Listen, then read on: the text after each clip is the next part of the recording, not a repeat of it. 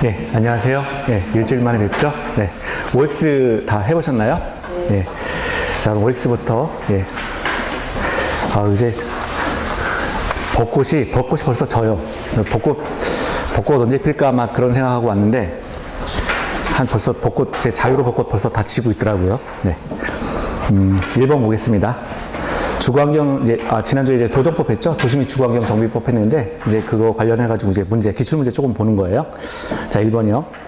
주거환경 개선 사업이라 함은 도시 저소득 주민이 집단 거주하는 지역으로서 정비시설이 극히 열악하고 노후 불량 건축물이 과도하게 밀집한 지역의 주거환경을 개선하거나 단독주택 및 다세대 주택 등이 밀집한 지역에서 정비 기반 시설과 공동이용 시설의 확충을 통해서 주거환경을 보전, 정비, 개량하기 위해서 시행하는 사업을 말한다. 정의죠, 정의. 그래서, 네, 정의가 가끔 나오기도 합니다. 그래서 맞는 내용이죠. 일단 주거환경 개선 사업에 대한 정의가 나와 있어요. 그래서 맞고요. 자, 2번. 건축물이 훼손하거나 일부가 멸실되어 붕괴, 그 밖에 안전사고의 우려가 있는 건축물은 노후 불량 건축물에 해당한다 그랬는데, 노후 불량 건축물에 대한 정의죠. 맞습니다. 자, 그래서 안전사고 우려가 있는 건축물은 노후 불량 건축물에 해당한다. 좀 외워주시고요. 세 번째. 공동이용시설이라 함은 주민이 공동으로 사용하는 놀이터, 마을회관, 공원, 광장, 공동장업장, 그 밖에 대통령령이 정하는 시설을 말한다 그랬는데 여기서 공동이용시설 가운데 놀이터, 마을회관은 공동이용시설이 맞죠. 주민들이 함께 이용할 수 있는 거니까. 그런데 공원이나 광장은 정비, 기반시설에 해당됩니다. 자, 정비, 기반시설이요.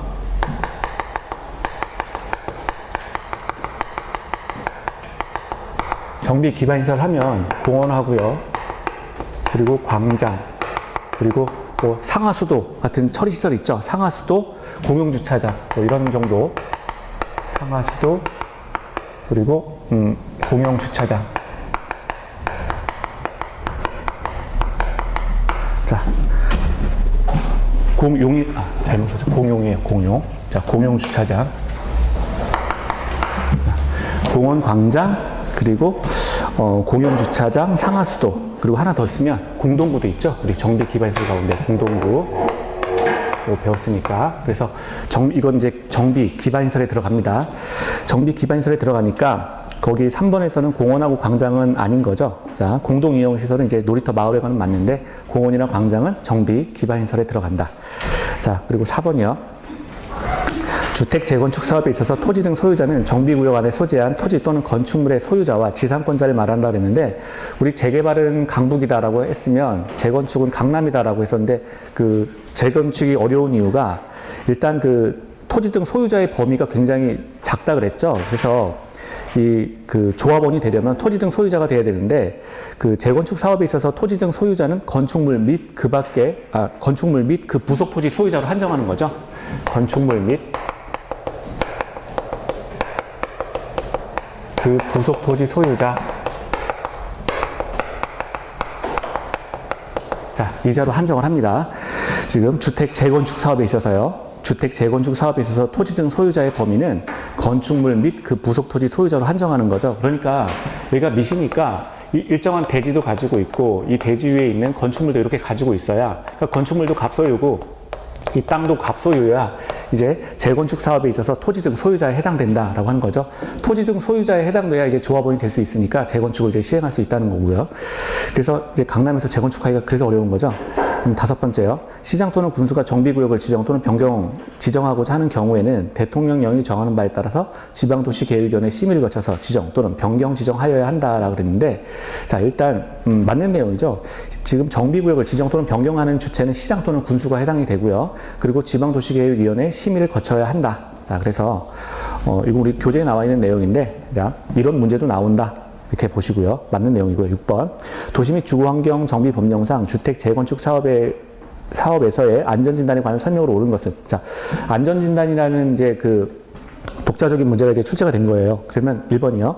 주택 재건축 사업을 위한 안전진단은 자, 그 건축물이 이제 안전한지 불량한지 그거 검사하는 거죠. 주택단지 안에 공동주택만을 대상으로 한다 그랬는데 공동주택만을 틀린 부분이죠. 주택단지 안에 건축물을 대상으로 합니다. 주택단지 안에 건축물. 자, 그래서 안전진단의 대상은 주택단지 안에 건축물이다.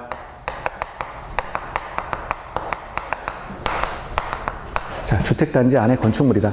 그리고 기본적으로 이 법 출제 방식이 우리가 굉장히 이렇게 어떤 거를 이제 디테일하게 규정하기도 하지만, 뭐뭐만 이런 식으로 나오면 거의 다 틀려요. 지문 자체가. 원래. 법규가 이렇게 보면, 뭐뭐만으로 한다라고 하면 이렇게 한정 지어버리면 이런 것들은 대개는 거의 다 틀린 지문이에요. 그러니까 처음 봤는데, 뭐뭐만 나왔다. 그러면 그냥 이거 모르겠는데 라고 하면 그거 틀린 지문으로 그냥 보셔도 돼요. 자, 그래서 뭐뭐만이 나오면 제가 또 말해드릴게요. 뭐뭐만 해당된다. 그리고 두 번째, 6번에 2번이죠. 안전진단의 실시를 요청하는 때는 토지 등 소유자 2분의 1 이상의 동의를 얻어야 한다 그랬는데, 토지 등 소유자 10분의 1이죠. 10분의 1. 그리고 우리 이쪽 행정법 체계에서는 문제가 나오면 숫자가 나오면 항상 조심히 보셔야 돼요. 숫자는 꼭 문제가 나온다라고 보시면 됩니다. 10분의 1. 세 번째, 시설물의 안전관리에 관한 법률에 의한 한국시설안전공단은 주택 재건축 사업의 안전진단을 할 수 있다. 맞습니다. 맞습니다.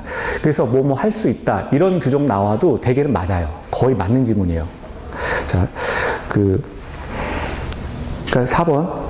시도지사는 안전진단의 결과와 도시계획 및 지역 여건 등을 종합적으로 검토하여 정비계획 수립 또는 재건축 사업의 시행 여부를 결정하여야 한다 그랬는데, 시도지사가 안전진단을 결정하는 게 아니라 시장 군수가 결정하는 거죠. 자기 지역의 안전진단 여부를 결정하는 겁니다. 따라서 시도지사가 아니라 시장 군수.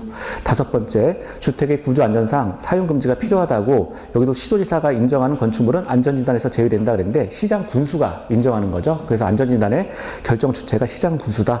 자, 7번이요. 자, 7번 보시면 도시 및 주거환경 정비 법령상 정비구역 안에서 시장 군수의 허가를 받아야 하는 행위로 옳은 것은 그랬습니다. 지금 문제가 허가예요. 허가를 받는 사항. 자, 1번 보시면 정비구역 안에 존치하기로 결정된 제지 안에서 벌써 우리 끝났죠? 이 지문 되게 익숙하잖아요. 정비구역 안에서 그냥 내버려 두기로 한 땅이죠. 그 땅 위에다가 물건을 쌓아놓는 행위. 허가 대상이 아니라고 했었죠. 그냥 허가 대상 아닙니다. 두 번째, 농산물의 생산에 직접 이용되는 비닐하우스의 설치. 자, 이것도 허가 대상은 아니고요. 세 번째, 경작을 위한 토지의 형질 변경. 일반적으로 건공, 토토토사, 그리고 중목의 벌채 및 식재 해가지고 우리가 7가지였죠. 7가지는 이제 허가 사항이다. 이렇게 공부를 했는데, 토지의 형질 변경은 허가 사항이죠. 그런데 경작을 위한 토지의 형질 변경은 허가 사항이 아닙니다. 그렇죠? 경작을 위한 토지의 형질 변경은 허가 사항이 아니에요. 그리고 네 번째, 정비구역에 개발에 지장을 주지 아니하고 자연경관을 손상하지 아니하는 범위 안에서 토석의 채취. 토석의 채취만 나오면 허가 사항인데 그 안에 이제 수식어가 붙었죠. 개발에 지장을 주지도 않고 자연경관을 손상하지도 않는 범위 안에서의 이런 수식어가 붙으면 이때는 허가 사항이 아니다라고 했고요. 경작지에서의 관상용, 중목의 임식재 이렇게 나왔는데 요거는 그때 매번 나온다 그랬죠. 관상용 중목의 임시식재라고 하면 이거는 허가사항이 아니에요. 그렇죠? 근데 경작지에서 관상용 중목의 임시식재다라고 하면 이건 허가사항입니다. 그러니까 경작지가 붙으면 허가사항이 되는 거예요. 그냥 관상용 중목의 임시식재는 허가사항이 아니죠. 그런데 경작지에서의 관상용 중목의 임시식재는 허가사항이다. 자, 8번이요. 도시 및 주거환경 정비 법령상 주택 재개발 사업 조합에 관한 설명으로 틀린 것은, 자, 이제 조합이에요. 사업 시행자죠. 자, 1번. 토지의 소유권이 수인의 공유에 해당하는 때에는 그 수인을 대표하는 1인을 조합원으로 본다. 맞죠? 키워드가 공유죠, 공유. 공유는 참 잘생겼어요. 예전에 별로 잘생겼다는 아무도 공유 모르세요? 예, 제가 괜한 얘기를 해가지고. 자, 그래서 키워드 이제 공유인데요. 공유가 되면 1인을 조합원으로 본다라고 우리 지난 시간에 공부했었습니다. 아침이라 너무 공부 열심히 하시는데. 자, 2번이요. 조합의 감사는 당의 조합의 대의원이 될 수 있다예요? 아니죠. 감사는 대의원이 될 수 없습니다. 대의원이 될 수 없어요. 외우셔야죠. 될 수 없다. 자, 3번. 조합 임원은 같은 목적의 정비 사업을 하는 다른 조합의 임원 또는 직원을 겸할 수 없다. 맞죠? 맞아요. 지금 주체가 임원이죠. 임원은 다른 조합의 임원 또는 다른 조합의 직원 될 수 없다. 그랬죠. A라는 조합의 그 임원이 B라는 조합의 임원이 되거나 B라는 조합의 직원이 될 수 없다. 우리 지난 시간 했었으니까. 자, 네 번째. 당연 퇴임된 조합 임원은 퇴임 전에 관한 행위에 대해서는 효력을 잃지 않는다. 맞는 얘기죠. 효력이 있다는 거예요. 퇴임 전에 자기가 한 행위에 대해서 그 효력이 있다는 거죠. 그리고 다섯 번째. 이사의 자기를 위한 조합과의 계획에 관해서는 감사가 조합을 대표한다. 맞는 이야기죠? 그렇죠. 이사가 조합하고 계약하는 거예요. 그런데 그런 경우에는 감사가 조합을 대표해서 계약을 체결합니다. 다섯 번째도 맞고요. 9번. 도시 및 주거환경 정비 법령상 사업 시행자 등에 관한 설명으로 틀린 것은 그랬습니다. 자, 사업 시행자가 나왔어요. 1번. 주택 재개